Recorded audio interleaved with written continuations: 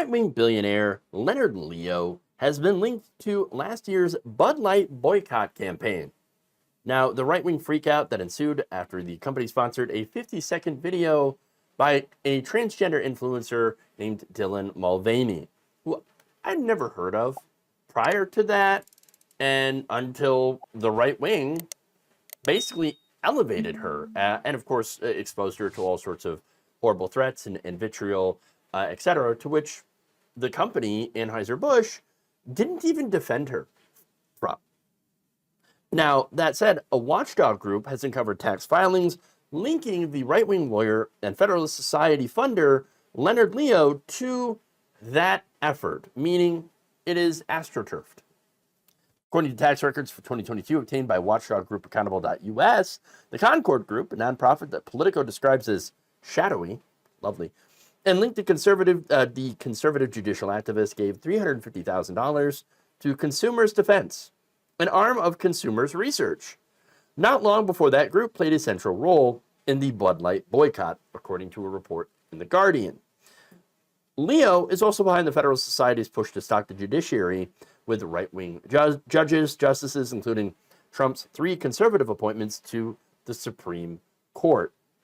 He, in fact, personally assisted Clarence Thomas in his Supreme Court confirmation hearings and led campaigns supporting the nominations of Chief Justice John Roberts, Samuel Alito, Neil Gorsuch, Brett Kavanaugh, and Amy Coney Barrett. So if you're pretty angry, as I think we should all be, at a lot of the horrible decisions coming out of the Supreme Court, you can personally thank Leonard Leo for a lot of this, as well as, of course, Trump, getting and actually nominating these judges, and of course, all the senators that confirmed these justices, who again have made horrible decision after horrible decision on Trump immunity, on the student loan forgiveness, on Roe v. Wade, obviously, and numerous decisions to come that are probably going to be even more horrendous. And so, yeah. Now, here's the thing. This shows that the boycott of Bud Light was not organic. Okay, this was, again, funded by billionaires, conservative billionaires. Consumers Defense was central to pushing the issue with a 6-figure, quote, woke alerts digital ad campaign.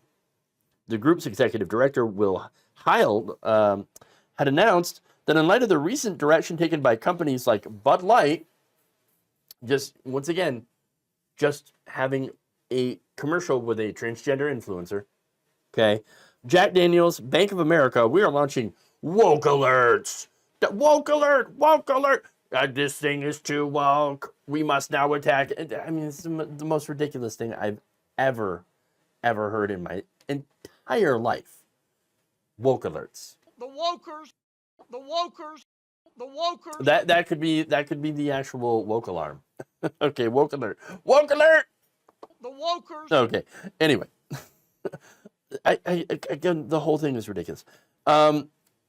Anyway, the woke alerts were designed to help consumers make better informed decisions about where to spend their money. Okay. They massively promoted the boycott campaign, which resulted in Bud Light losing its top spot among beer brands, and as well as losing share prices, and of course, the massive amounts of death threats against Mulvaney. So one of those things I actually cared about, and that is the death threats against Mulvaney, which were horrendous and horrible. I could care less about Anheuser-Busch and their profit margins or their stock prices. But anyway, so not long before the Bud Light boycott, Leo describes Consumer Research as executing the most impactful pushback I know against ESG and other aspects of woke corporate culture. So now look, I have an issue with rainbow washing.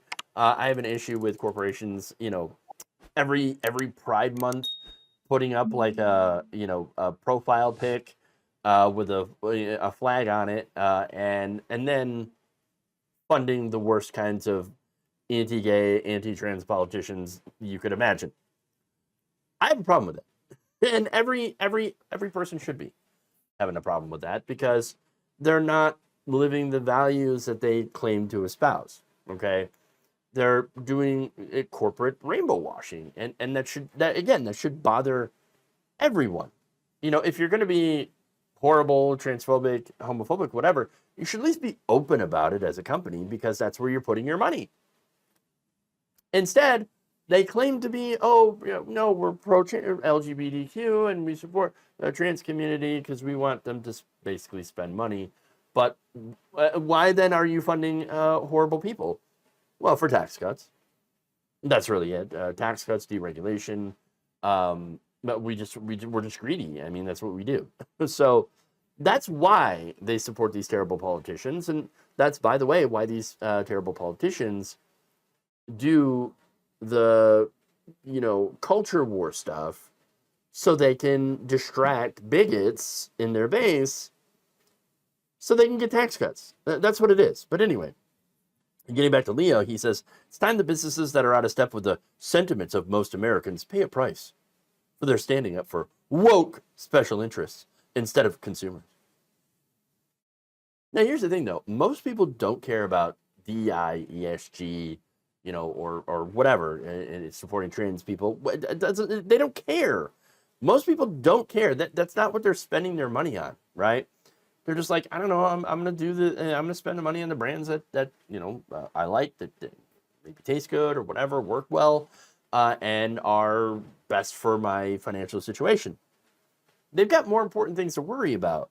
What happens, though, is that shady billionaires and these organizations, they put out massive lies about trans people, DEI, critical race theory, et cetera, and they end up buying an outrage movement.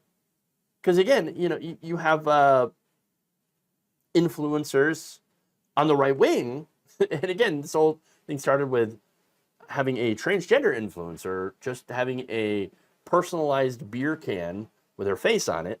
Okay, that's what the outrage was about. Then you've got right-wing influencers that are paid very, very handsomely to put out propaganda to create an outrage. And of course, they do so by saying things that aren't true. Oh, the trans people, they're groomers, LGBTQ, they're after your children, et cetera, et cetera. No, none of that's true. And so they create that. And right-wing politicians then ride that outrage into office. Or they tried to. They weren't so successful in 2022 for the midterms. But you can see how it's all just cynical politics that relies on nothing but hate and ignorance towards marginalized communities. As Carolyn Ciccione says, who is the president of Accountability.us, Leonard Leo hasn't just leveraged his dark money and network to reshape our courts for the worse, he's also fueling hateful anti-LGBTQ plus causes. Leo's billion-dollar operation and web of shadowy organizations actively work to marginalize vulnerable communities, posing a direct threat to LGBTQ plus Americans. Now, again, why? Why spend so much time vilifying and hating these marginalized groups? It's because the more people are directed and distracted with these culture war issues, the easier it is for people like Leonard Leo to come pick your pockets. That's what it is. Picking your pockets and filling their own. That's the name of the game. That's why they're so focused on these culture war issues. Now, that doesn't mean that we as progressives should be divested from culture war issues. No, we actually have to fight the culture wars because we actually are trying to protect trans people and marginalized communities from these kinds of people. But understand that the reason that they focus so heavily on it is because there is a market for it, obviously. And of course, there's lies and falsehoods, and you have to challenge those. But ultimately, they're just doing it for the money. So it's an even just more heinous campaign of manufactured hatred and outrage as a way of making money. And that's just ultimately what's so gross about it, and why people like Leonard Leo need to be outed for what they're doing. Thank you for watching. If you enjoyed this video, please like, share, subscribe, hit the bell icon in order to get notified whenever a new video is released. And if you want to support independent, progressive media through this difficult time where it seems like everybody is shutting down, you become a member on our YouTube page, you become a subscriber on Facebook, or you can go to my Patreon. It's patreon.com/Jeff Waldorf. Thank you.